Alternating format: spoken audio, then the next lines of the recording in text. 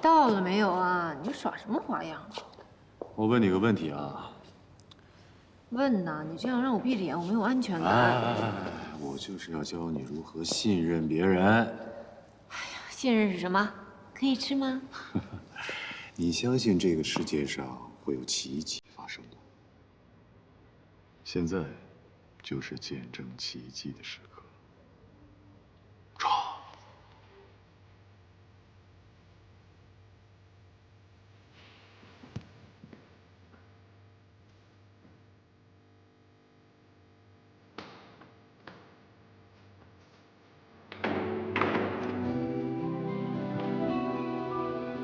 这不都是老房子的东西吗？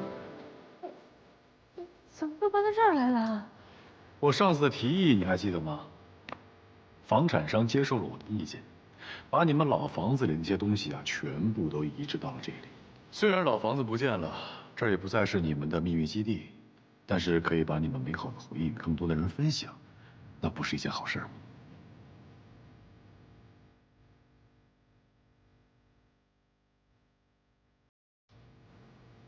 哎呀，好了啦，你别这么看我，我就是一个体贴入微、善解人意的人呐，对吧？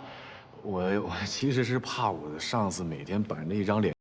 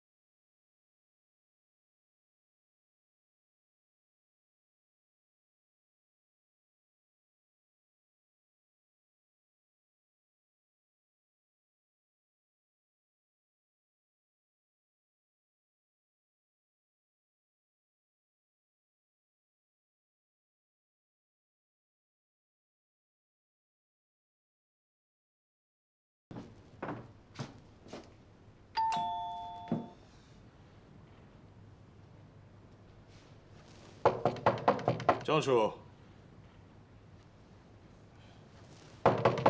张楚，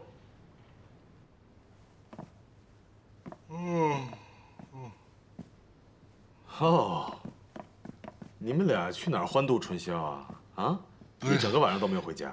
不是你干嘛来了你？我爸被狗狗气得吃不下饭，你也知道他喜欢吃你做的饭，所以我来拜师学艺。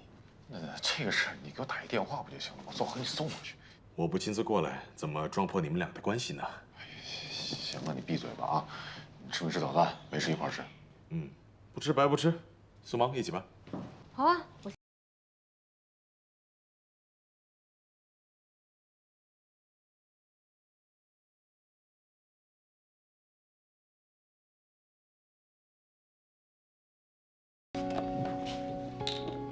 哎，老实说，你们俩晚上干什么去了？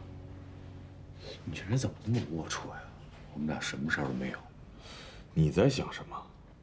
我就是单纯的关心一下。哎，老实说，上次唐氏跟你们的合作，我发现苏芒做事蛮认真的，跟你还是有夫妻相的。你给他这么高的评价？我记得上次你们俩在游乐场的时候还针尖对麦芒呢。哎，那是针对苏畅追果果的事，不是针对他。他比他弟弟靠谱多了。苏畅你也不了解，你凭什么说人家不靠谱啊？我当医生那么多年了啊，什么人说什么话，我看一眼就知道他们的本质。哇，这么厉害，那你怎么没看出来珊珊跟小秋的关系呢？哎，你又来了，哪壶不开提哪壶。我现在还在想怎么跟小秋道歉呢。道歉这还不简单？女人嘛，无非就是吃饭喝酒、逛街购物，投其所好就行了。那可不一定啊！这美食跟购物是女人的天性，你要觉得这样就读懂女人了，那就大错特错了。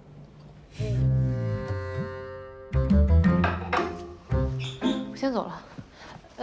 郑主啊，赶紧收拾东西上班了。啊，知道了。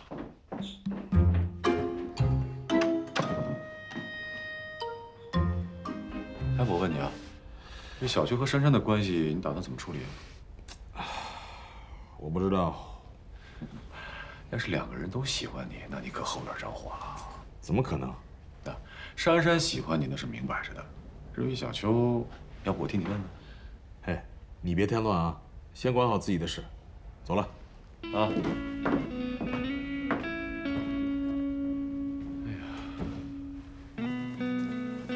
早上好。早。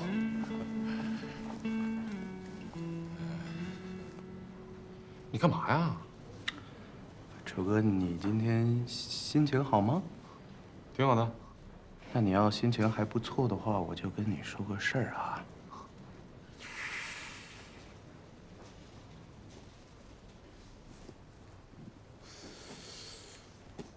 说吧，什么事儿？苏总肚子里那孩子是你的吧？不是你胡说什么呀？怎么可能呢？什么眼神啊？你不相信我是吗？我怎么可能不相信你呢？那其实，在座的各位都特别想相信你，但是你自己看，都已经跟他去孕妇瑜伽馆了，你说那孩子不是你的，谁信呢？其实你真的没有必要瞒我们，是吧？真的，这种办公室恋情很正常的嘛。我就是没有胆子，我要是有胆的话，我也做了。这是网络暴力。跟踪我！哎，郑楚，等我从市场部回来再说。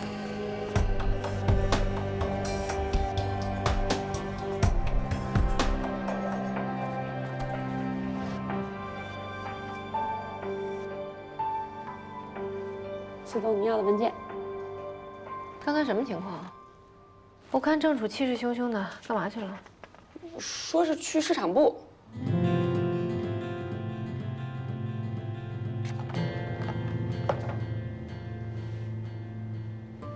我要出去一下，你留下，整理我所有的资料。资料上有标签，每一月每一天都不可以错。整理完了以后，去把会议室打扫干净。我要开会。怎么，不想做？没。以前是我管理不当，从今天开始，我要告诉你，什么是总监助理最应该干的事情。另外，我桌上的东西不要随便动啊，没准这屋里哪里有监控，谁知道呢？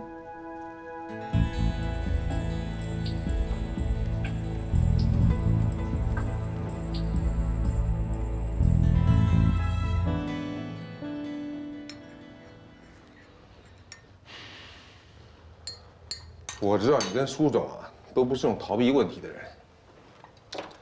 但是事情都已经发生了，就得找个方法平息才是。只是我觉得奇怪，来找我的不是苏总，而是你。因为这个问题我已经想了很久了，我现在觉得沉默解决不了问题了。那我跟苏总的关系呢，只是普通同事加朋友，我不希望别人误会。费总，我的能力你也清楚，如果你不嫌弃的话，就把我调到市场部来吧。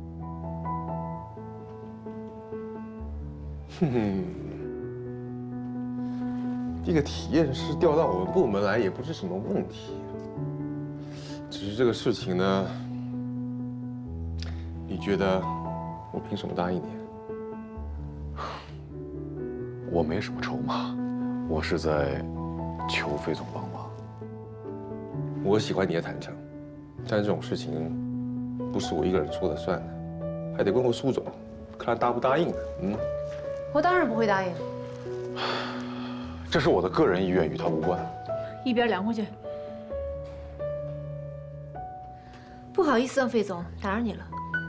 但是我的下属我自己会处理，而且这次他也没犯什么错。如果被你这么挖走了，别人会说我留不住人的。是你们正处自己想调部门的，我看你好像怪错人了啊。我知道，特别感谢你愿意收留郑楚这个大麻烦。不过我苏毛呢，喜欢迎难而上，问题越大越多越难解决，我越是高兴。我这么做对咱们俩都有好处。你这样不是合了造谣者的意吗？赶紧跟我回去整顿分歧。再多说一句，下我一公贼口碑。添麻烦了，魏总。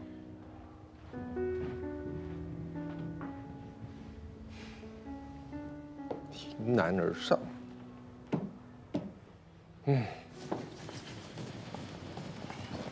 你为什么不让我调到市场部？怎么很想去啊？我是想解决问题。你以前面对问题可不是这么解决的，可那是以前啊。有什么不一样吗？好吧，没什么不一样。就是，我们两个关系一直没变。以前选择面对，干嘛现在逃避啊 OK， 你说的有道理，可是怎么？别废话，去工作。如果再想调部门的话，保姆公司也别保了。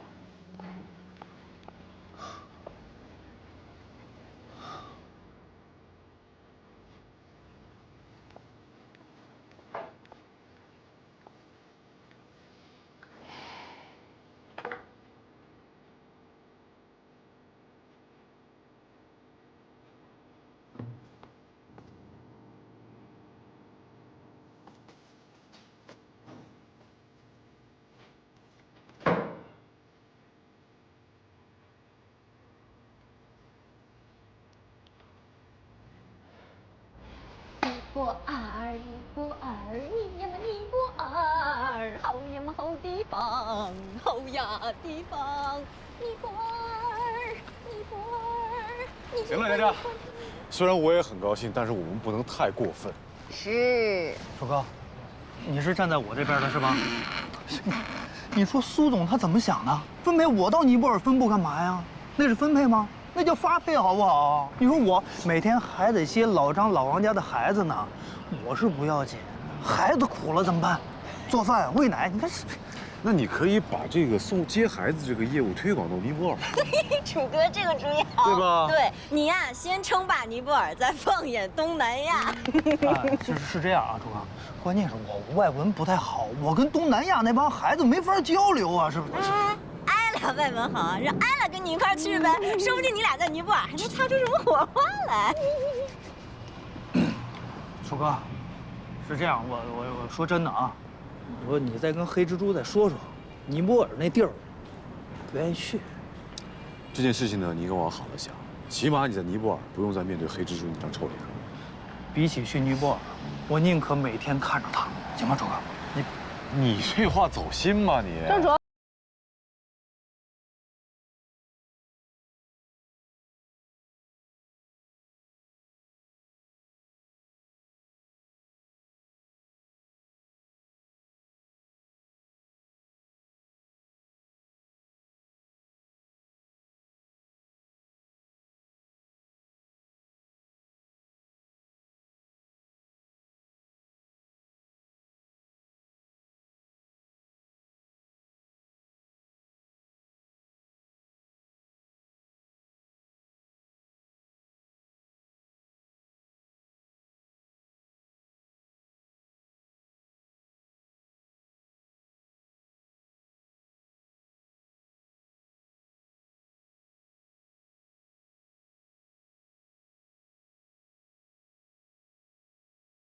什么呀？我是不是都看着呢？你疯了你？我们俩是不是清白的？是清白的。是就行了嘛，你怕什么？你都不怕，我怕什么呀？来来来，随便弄，随便弄。干嘛？拍个照，来，下一个。再来一张。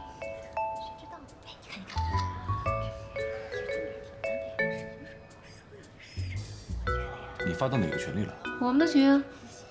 你把照片发公司群里了？你有病吧？你是不是发烧啊？嘿嘿，怕啦？害羞了？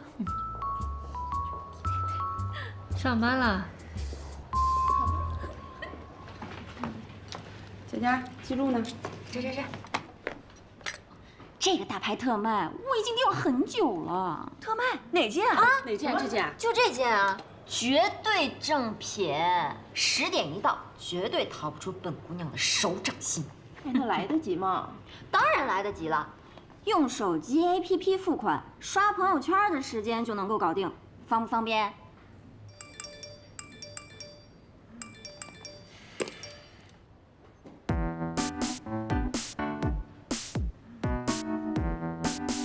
Oh my，什么意思啊？这苏总自己发的，就是要公开了吗？这意思？什么情况啊？这是。我刚发到群里的照片，你们都看到了吧？新鲜出炉，绝对一手。这新闻呢，最讲究时效性。你们谁想嚼舌根儿，用刚才那张照片，人物清晰，像素高，不要总是用那些灰不溜秋的偷拍照来说事。看我干嘛？这是干嘛呀？上班。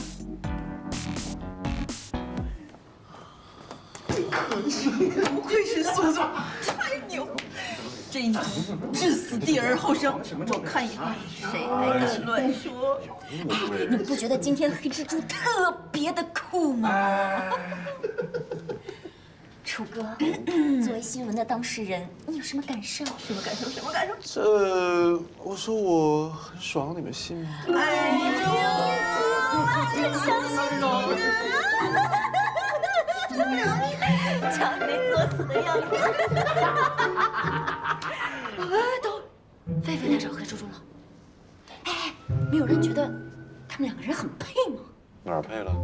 豆汁儿和咖啡搅和在一起那种是个味儿。吃醋了，吃醋了！你说什么呢？怎么说话呢？工作了。哎，谁是豆汁儿？笨呢你啊！谁长得白谁就是豆汁儿吗？苏总，给资料。谢谢。还有事吗？那照片真的是你发的？费总也看到照片了。哎，不对啊，那张照片我是发在我们事业部内部的群里，你是市场部的人，你怎么看到的？人家越觉得你有问题，你就偏偏要往自己身上抹黑，你这是在赌气呢，还是觉得你这个处理方法很高明？这就不用费总操心了，我自有分寸。可是，罗总他们对你已经有看法了，这事情已经传到上面了。我们公司有因为个人隐私的问题开除员工的规定吗？工作的事儿呢，我会做到最好，有什么问题我会虚心接受。但是现在牵扯到我的个人隐私，大家满足一下好奇心也就罢了，对我进行人身攻击，我接受不了。所以这就是你直面迎击的方法了？你不觉得这样太幼稚了吗？费总，作为职业女性，这种事情我在英国遇到的更多。现在这个社会，男人事业有成，就说他们自己努力，而女人呢，说好听了有手段会借位，说难听一点，什么水性杨花一类的词，都会扣到你脑袋上。我回击过，也沉默过，结果呢？送。嘴长在别人身上。既然大家喜欢看戏，那我就做戏做全套，让他们看个够好了。你倒是看得挺开的。你有没有想过另外一个演员的想法呢？身正不怕影子斜，正主不会在意的。你这么肯定，你俩就不会假戏真做呢？费总，我决定从今天开始，在我们事业部门口贴一个通告：事业部跟市场部除了工作以外，谈话不可超过3分钟，因为3分钟以后，真的会很不愉快。苏总，你会吃亏的。哎，等等，你还没有回答我刚才的问题呢，你是怎么看到那张照片的？想知道你们部门的事情啊，轻而易举。你很聪明，你猜得到的。你怀的孩子是正主的。问你话呢？费总，啊，你先去忙吧。哦，好，有事叫我啊。干嘛出去啊？你自己做的事儿还怕别人知道啊？你说说，你才回来几个月呀，你孩子都怀上了，你当初怎么跟我说的？说跟正楚是上下级关系，不可能喜欢他什么的。那现在呢？你总该承认了吧？你又搬到他隔壁住，简直就是蓄谋已久。唐果果，这是我公司，你没有证据不要乱说话，我也没有义务向你解释，请你离开。唐小姐，我们楼下有大批的保安，如果你大呼小叫的话，我把保安叫上来了，不好看吧？叫保安？叫啊！你把大家都叫过来才好呢。反正怀孩子又不是我，让大家正好看看你是一个什么样的女人。苏总，你没事吧？怎么了？没事，你先出去。好吧，有事叫我。公众人物啊，自己注意点。有一个。看戏啊？有买票吗？郑主任，楚哥去见客户了。哦，那个费总，我们需不需要叫一下保安啊？叫你个头！堵好自己的嘴，干好自己的活。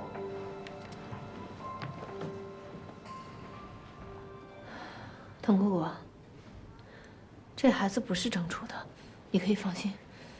你说不是就不是啊？那外面传的有鼻子有眼的。苏芒，你一个怀着孕又离过婚的女人，你忍心就这么拖着郑楚吗？你只要告诉我肚子里的孩子是谁的，这是我的事儿，无可奉告。你别敷衍我，你只要告诉我这一个真相，我现在就走，我以后绝对不缠着你。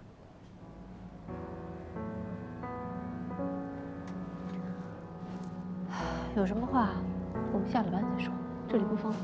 哎，我话都没说完呢，你别推我。你告诉我怎么回事？孩子是谁的？我今天真的有点不舒服。不舒服？是不是我来了就不舒服？你跑这儿来干嘛？楚楚，现在事情已经很清楚了，只有你像傻子一样。我知道你善良，你同情他吗？但是他那个孩子，他那个孩子是他的事情，与你无关。但是跟你有关系啊。跟我有什么关系？我是为你好啊。你为我好，白天跑到这儿来闹事儿，我同事们都在外边看着。你没事吧？不要拉着他，你跟他没有关系吧？苏芒，没事吧？他肯定是装的，我刚只不过轻轻碰了他一下。你松开！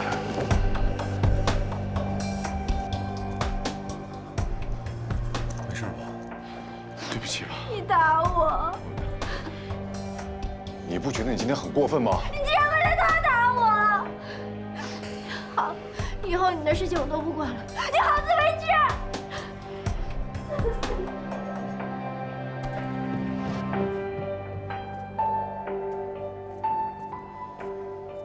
郑楚，郑楚，还不快去追？没事吧？苏总，脸色不太好，我送你去医院。我送他去医院就行了。你送他去？你想让外面的流言提供更多资料吗？啊？郑楚，你去看看果果吧，别出什么事儿。费总，麻烦你了。好，来。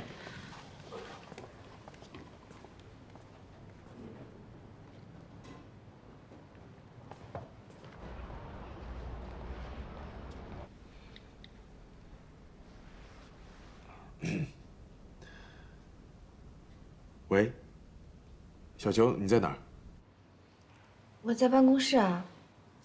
怎么了，唐医生？哦，是这样的，上次我开药给你的时候，我少开了2瓶，看你什么时候方便，我把它送过去吧。我中午过去拿吧。哦，那你是吃过饭来，还是不吃饭来呢？要是没什么事儿，我就先挂了。哦，那下午见了。嗯。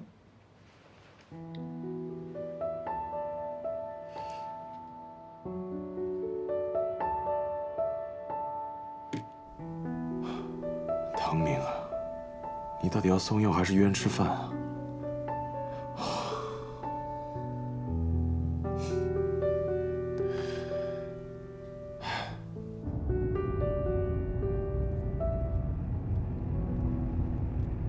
哼，平常能言善辩的苏总，怎么现在成哑巴了啊？嗯，我感觉好多了，不用到医院去了，前面停车吧。前面就到了。哎，你就算不为自己想，也为肚子那位考虑一下吧。什么做戏做全套，还要迎难而上。我跟你说啊，这世界上如果只有黑白两色这么简单的话，就不会这么多上吊啦、吞安眠药的了。我真同情你们市场部的人，改天啊，我出钱，请他们去做个心理治疗。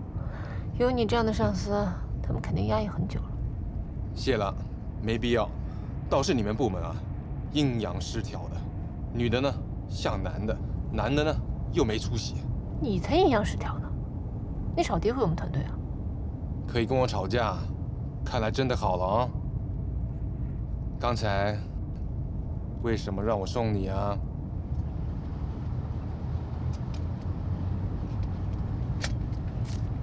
油钱。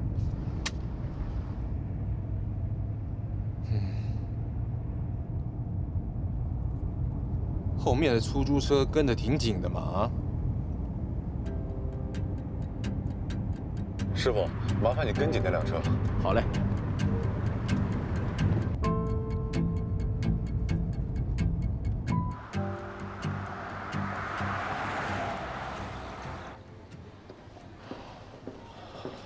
今天的事情多谢你了，剩下的我自己可以搞定。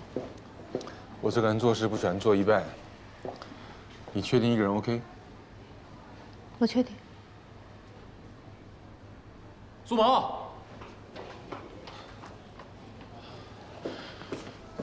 怎么样？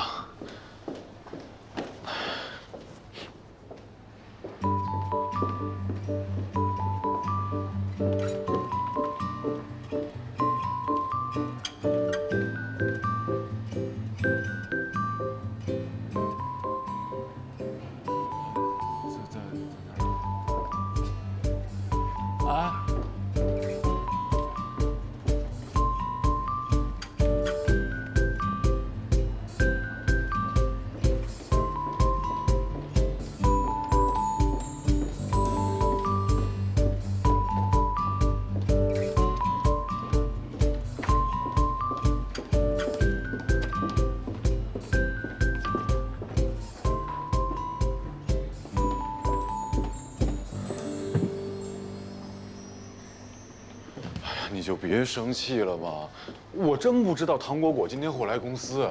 不是你到底要去哪儿啊？去哪儿你管着吗？有本事你一直跟着。你听我说好不好？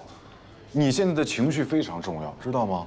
好的情绪是宝宝的营养剂，这是孕妇杂志上说的啊。说宝宝现在已经能够感受到你所有的喜怒哀乐，还有你今天身体本来就不舒服，如果你情绪过于激动的话，有可能会导致流产的。闭上你的乌鸦嘴！我怎么之前没觉得你那么啰里吧嗦的？你非要跟着是不是？你去哪儿我去哪儿。好啊，那你跟紧了啊，千万别把我跟丢了。一定的。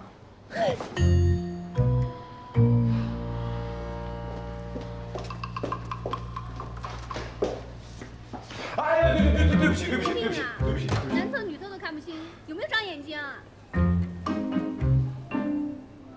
没事，什么人都有的。哎，气死我了！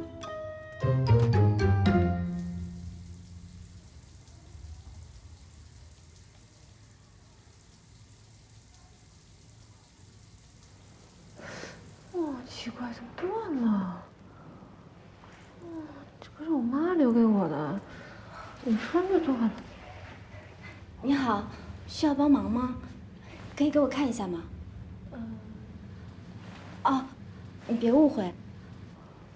你好，我叫严小秋，这是我的名片，我是做珠宝设计的。如果你相信我的话，我修好了再还给你。真的可以修好吗？先给我看一下。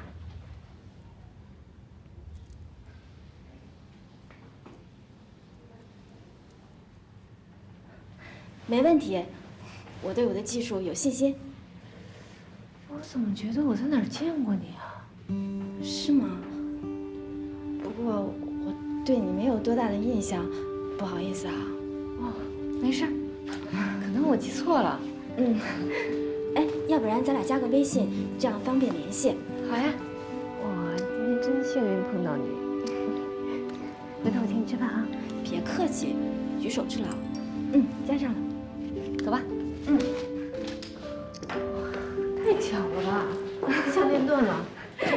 珠宝设计师啊？是啊。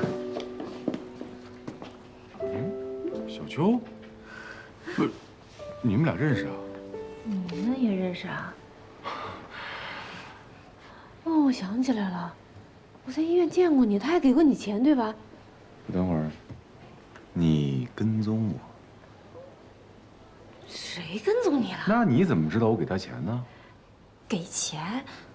哦，应该是前段时间的事情。那段时间我爸住院要手术，需要手术费，我手头有点紧，郑楚他就过来帮忙了。那你们是？我们俩是老相识了，都已经认识5年了。你们是？我是他下属。哦，小秋刚才说替我修项链，我项链跟他坏了。他能当一把你修啊，那是你的福气。小秋的手艺非常好。哎，你今儿上医院干嘛来了？叔叔手术恢复的好吗？上次唐明跟我说你爸的手术是他给做的。你就是唐明经常说的好朋友啊！哎，多亏了他，我爸才恢复的那么好。哦，我今天就是来找他拿药的。你们先聊着，我去找他拿药了。好好好。项链等修好了，我跟你联系。谢谢你啊。还有，代我向叔叔问好。谢谢。走了。哎，拜拜。拜。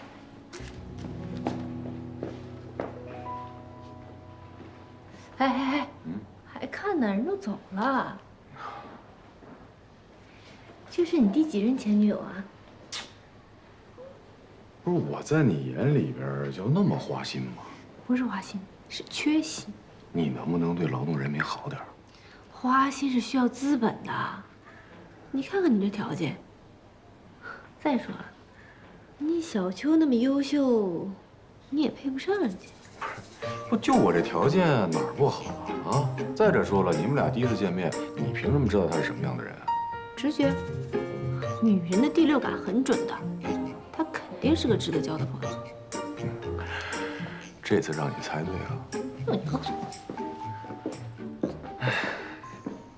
要1天2次，然后饭后半个小时吃。好，知道了。记得快吃完的时候再跟我说，我再帮你开。还有什么要注意的吗，唐医生？别的没事了。那我先回去了。谢谢。哎，小秋。那次家里的事，对不起啊，是我太直接了，我不是那个意思。没关系啦，我早都已经忘了。谢谢。拜拜。拜。最近哪里不舒服？就是头晕。我之前有点低血糖，但是这次晕好像跟之前不太一样。总之就是，乏乏的，没有力气。哦，孕吐反应也比较频繁。孕吐反应呢是很正常的，但是记住了，一定要吃，得保证营养。你有些贫血，头晕是贫血引起的。贫血严重吗？这次呢，只是做了一个常规的血象检测，还给你做了一个地中海贫血检测。那个报告呢，过2天才能拿。不过这个你也不用担心，地贫呢是遗传性血液病，发病几率非常低，一般不会有什么问题。哦，那就好。哎，你看这个，那胎儿发育呢都很正常。这个是他的头，这个小胳膊小腿儿，一切都很正常。不过从 B 超上看呢，胎儿发育比正常晚了1周。啊，怎么会晚呢？是因为我吃错什么东西，还是什么原因，对孩子有影响吗？晚1、2周呢也是很正常的，其中原因也很多，跟你孕吐严重呢有很大关系。这个你不用担心。真的没事啊？没事儿，你这样子，回去呢记得多吃饭，吃些有营养的。现在呢正是胎儿大脑发育时期，一定要保证营养，好吧？好的，这个谢谢。哎，记得过2天来拿地贫检测报告。谢谢医生。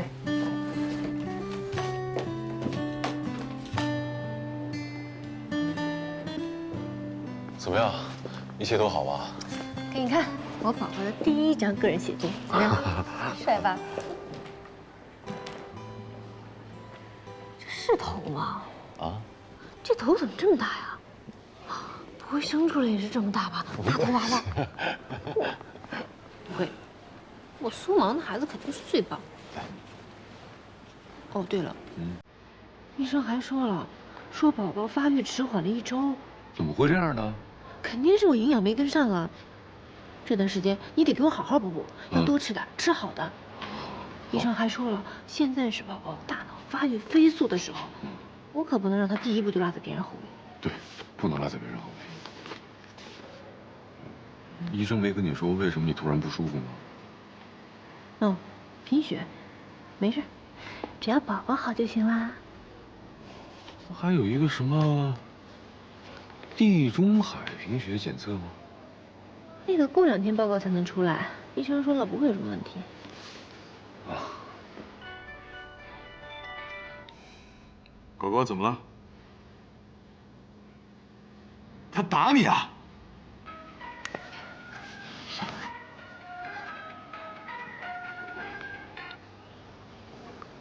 哎，我现在是在上班时间。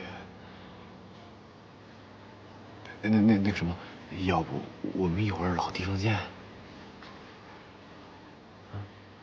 喂，喂，谁的电话呀？还老地方见？又在外面欠风流债了吧？什么风流债啊？等着我的是一场恶战啊！这样吧，你一会儿自己回家，路上小心点啊。哎，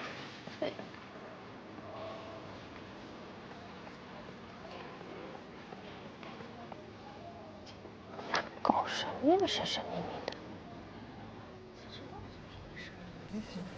不知道这大芒果去哪儿了？而且你说啊，我觉得呀，这回苏总可算是棋逢对手了。平时多镇定、多冷静的人啊，居然能被气成这样。那倒不一定，我觉得啊，就是咱们苏总身体欠佳，发挥不力。他要是只出2成的功力，就能把那唐国国给 KO 了。哎，行，你们也别争输赢了。没看见刚才苏总出去的时候脸色特别不好，也不知道现在怎么样了。哎呀，你是谁呀？你们刚才说什么？苏芒怎么了？你是谁？唐果果来找过苏芒了，他们吵架了。啊？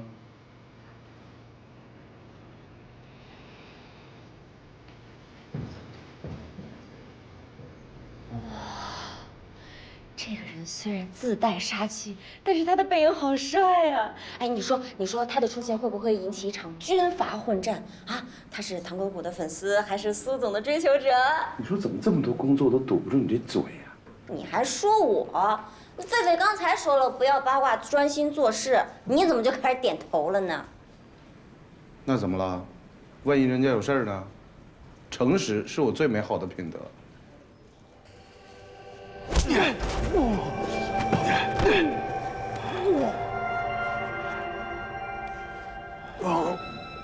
这让你解气了吗？解气？我不打死你就算好的了。果果长这么大，谁敢碰他？可你呢？你居然还打他！我们兄弟这么多年了，我算是看错了。我冲动了。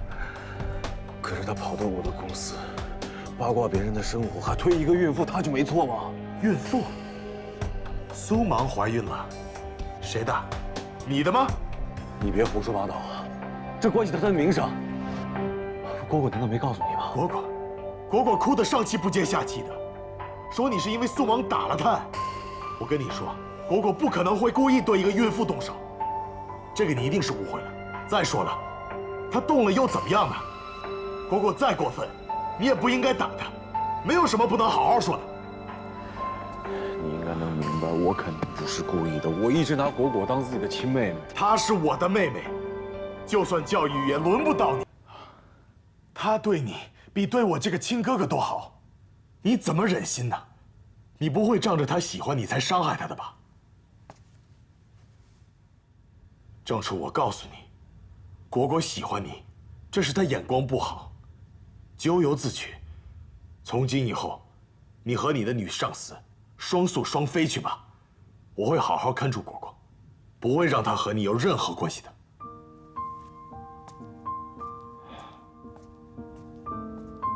等你气消了，我们再聊聊好吗？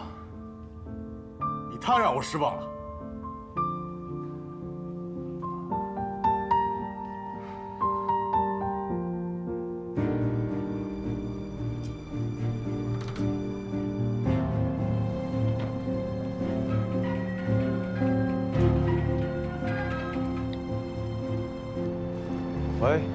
喂，楚哥，我姐呢？跟你在一起吗？她没事吧？没事啊，怎么了？没事，给她打电话，手机关机。哦，可能她手机没电了。我一会儿让她给你回个电话啊。好，我知道了。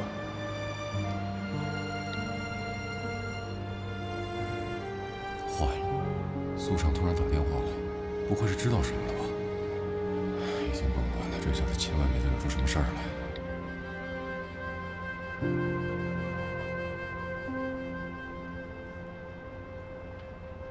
喂，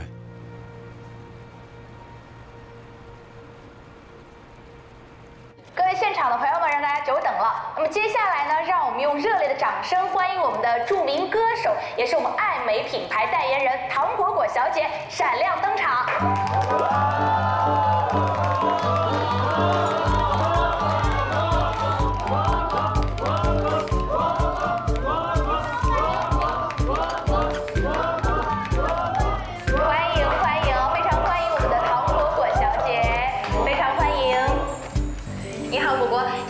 下的呼声了吗？听到了。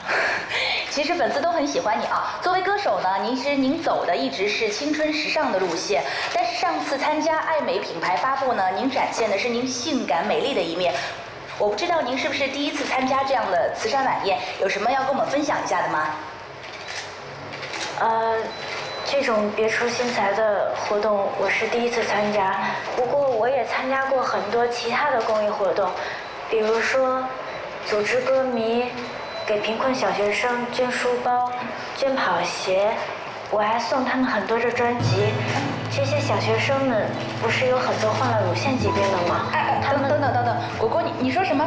你给小学生送专辑，而且现在小学生都患有乳腺疾病，这个是啊，我不光给他们送专辑，我还送我代言的内衣给他们穿。 他们说都很舒适。果果，这个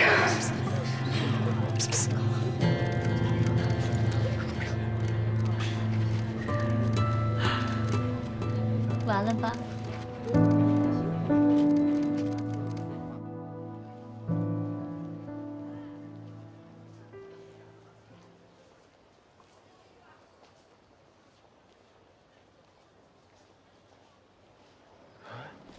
啊！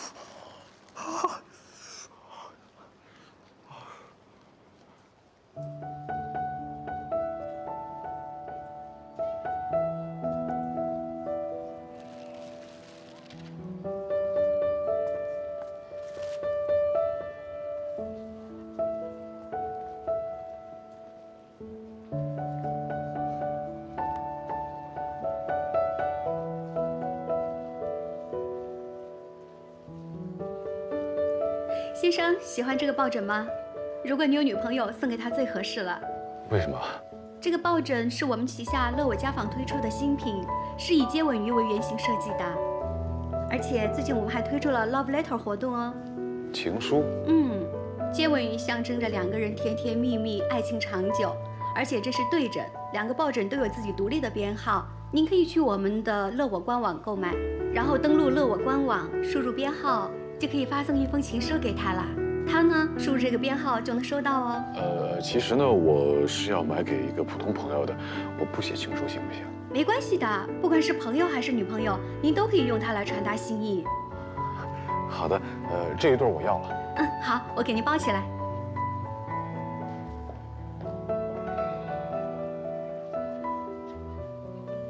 希望可以带来好运气。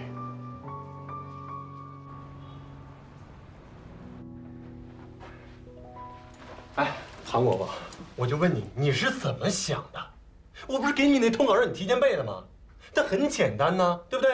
写的很清楚，给贫困山区的小学生送书包，给有乳腺疾病的大学生送内衣，把专辑义卖的钱捐了以后买跑鞋。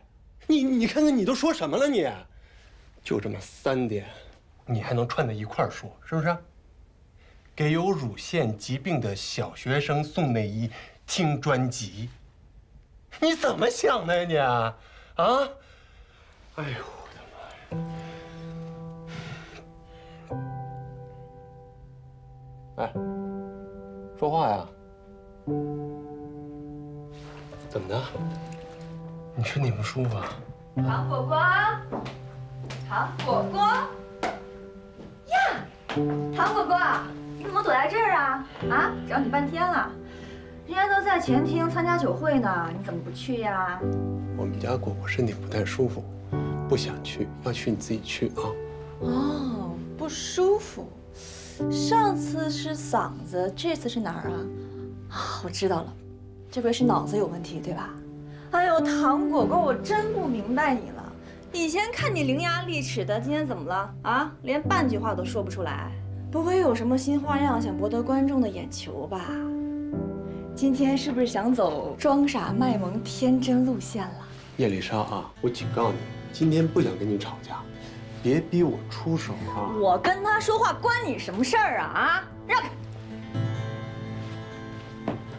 喂，跟我说话呢，你不理我呀？喂，聋了还是哑了呀？喂，不跟我吵架，没意思，不好玩。走了。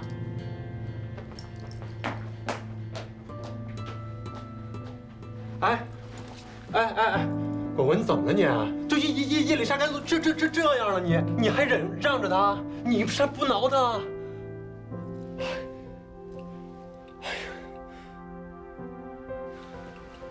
不是，到底怎么了？你是不是出什么事儿了？啊？汤娘，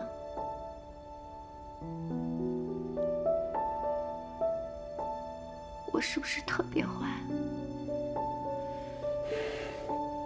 这怎么能坏呢？你多好啊，怎么能说自己坏呢？是不是？哎，快！暧昧的郑总给你来电话了，他肯定看着你们报道了，好好跟他解释一下啊。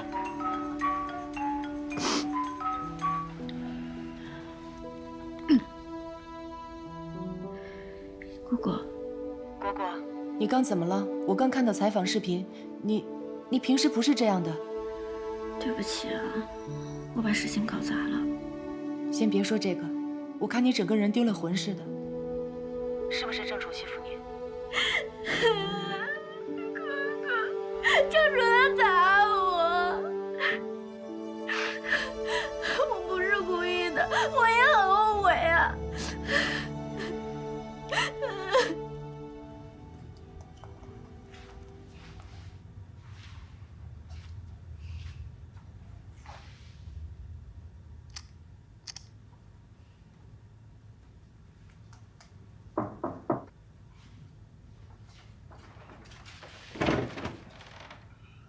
你打成这样了，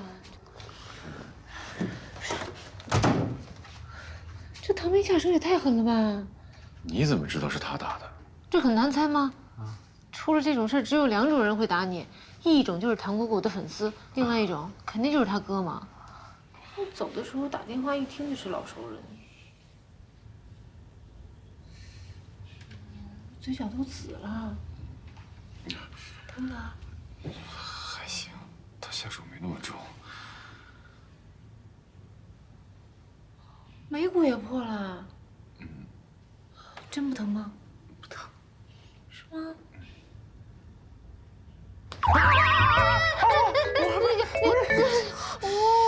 你不是不疼吗？那你不能这样。我就试试呀。那送给你了。打人还有礼物收啊？你不是说你喜欢接吻鱼吗？我看 Lovo 出了新款，我就给你买了一个，你就当是我替唐果果给你赔礼道歉的。接吻鱼不都是一对儿吗？怎么就只有一个啊？一对儿啊？哦，我就买了1只，那下次再说吧，我回头再给你补1只。转送的吧？你怎么能这么想我呢？你不要拉倒，我拿走。哎，开玩笑的，这么不经动。那你早点休息。你先别走，我正好有大事要跟你说呢。来来来来，大过来啊！来来，坐这儿。我决定了，从今天开始呢，绝对不能亏待我的宝宝。我要给我的宝宝最好的营养和最好的生长环境。这就是你说的大事儿啊？当然，这不就是孕妇菜单吗？这当然是大事儿了。你看看，这上面一共有100道菜。我算了一下呢，早餐可以喝牛奶、鸡蛋什么的，但是中餐和晚餐绝对不能将就。1天2道菜，可以吃50天。我们还要出去的时候呢，这样差不多能吃2个月。2个月以后还有2个月以后的办法。你要让我把这些全都学会啊？不然呢？难道我学？哦，还有，这是主食的做法。现在外边那些主食啊，都有添加剂、防腐剂，不能吃，自己做的才放心。苏芒，你不觉得有点夸张吗？做不做？做饭没问题，我只是觉得，讲究营养呢肯定没错，但营养过剩对孩子好像也……哎，宝宝，放心哈，妈妈一定会给你最好的。你少来啊，他的听力还没发育呢。你怎么知道？我们有心电感应。来，宝宝，哎，听到了，快说，什么事儿啊？啊，叫妈妈。嘿嘿，妈妈听见了，说什么？哎，对了，你想不想听他说话？怎么听啊？等着。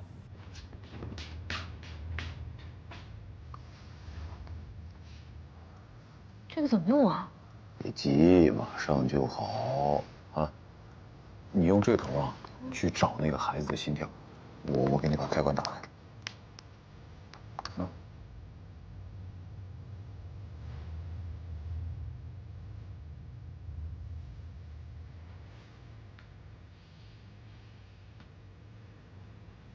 怎么样？听见了吗？没什么声音啊。啊？不可能，我买的是正品。哎，好像有点。是吗？啊，不知道是不是啊？你听听。我也没听过呀。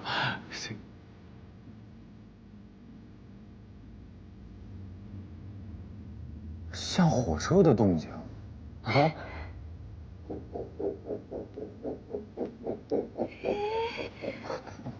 那挺神奇的。啊。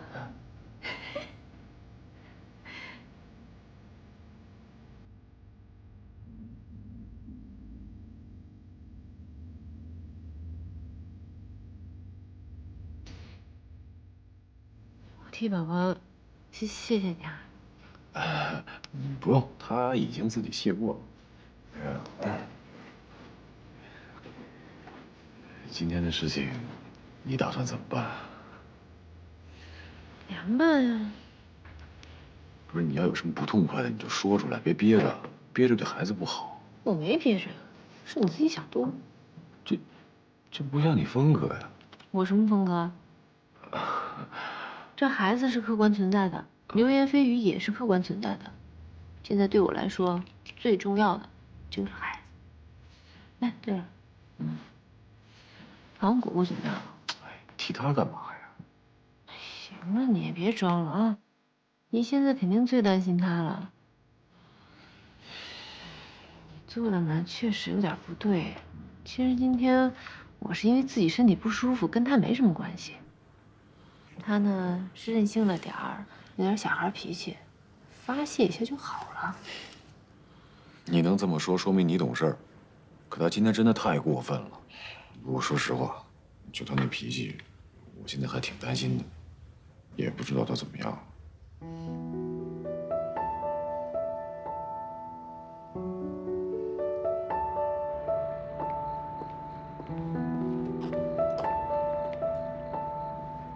哎，怎么又是你啊？大半夜你还找家里来了是吧？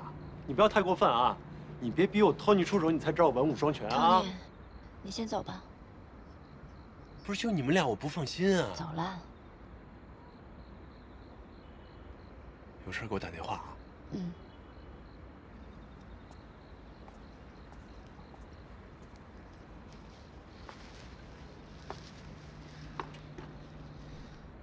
有什么话，上楼说吧。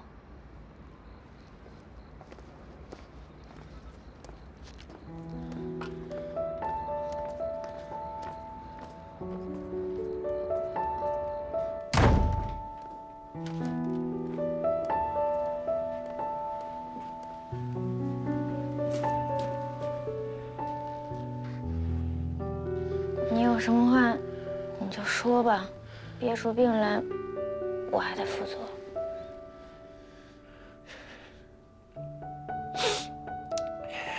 你为什么这么对我姐？我怎么对你姐了？你怎么不问问你姐对我做了什么呀？要不是因为你姐，郑楚就不会打我。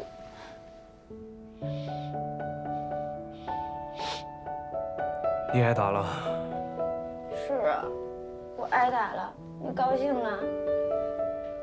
就因为这一点红肿，你知道我打了多少粉底吗？那么大一个红毯见面会，我像个傻子一样在那儿强颜欢笑，回答一些狗屁问题，但是我脑海里闪现的都是郑楚打我的画面。哎，你话都还没说呢，着急走什么呀？都已经被人教训完了，我没什么好说的。苏畅，你口口声声说喜欢我，你就是这么喜欢我的？对，我喜欢你，但不代表喜欢你为所欲为。你混蛋！你跟你姐都是混蛋，两面一套，背地里一套。我警告你，唐果果，你说我混蛋，我认。但我不允许你这么说我姐。我就说，苏萌就不是好女人，好女人能刚离婚就和别的男人有孩子吗？再说一遍。我就说，我说怎么了？她不是好女人，不是好女人，这不是好女人。你还真胆啊！你是大小姐，你根本就不会考虑别人的感受。我实话告诉你吧，那孩子根本不是郑楚的，跟他半毛钱关系都没有。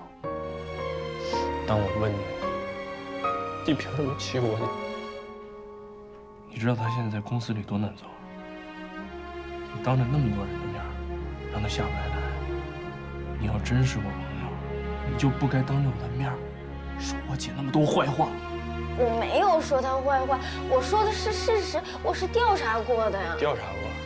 你调查过他在国外是因为什么离婚吗？你调查过他在国外过的是什么日子吗？你有父爱有母爱，他只能享受一个人在国外的日子。